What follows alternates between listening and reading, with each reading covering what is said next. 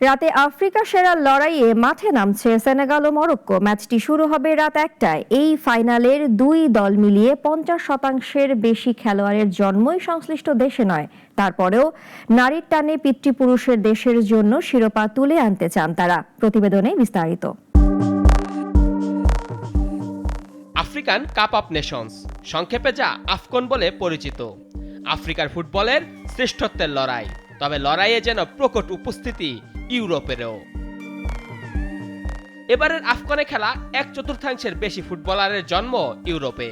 এই গবেষণাটি প্রকাশ করেছে ফ্রান্সের ফুটবল বিষয়ক ওয়েবসাইট ফুট মেরকাতো।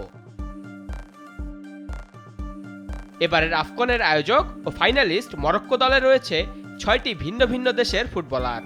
২৮ জনের দলে ১৪ জনের জন্ম মরক্কোতে, বাকি ১৪ জনের জন্ম বিদেশে। স্পেনে ৫, ফ্রান্স ও নেদারল্যান্ডসে ৩ জন করে, বেলজিয়ামে ২ ও কানাডায় ১ জন। বিশ্বজুড়ে ছড়িয়ে থাকা মরক্কান জনগোষ্ঠীর এক শক্তিশালী মিলন মেলা। ফাইনালে শিরোপার জন্য বেশ আত্মবিশ্বাসী মরক্কো। সেমিতে নাইজেরিয়ার হৃদয় ভেঙে ফাইনালের মঞ্চে উঠেছে আয়োজকেরা।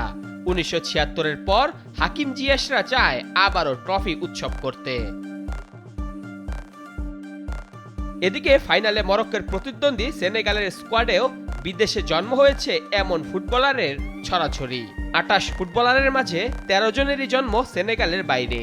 তবে পিতৃপুরুষের দলের হয়ে শিরোপা জিততে এককাট্টা তারা।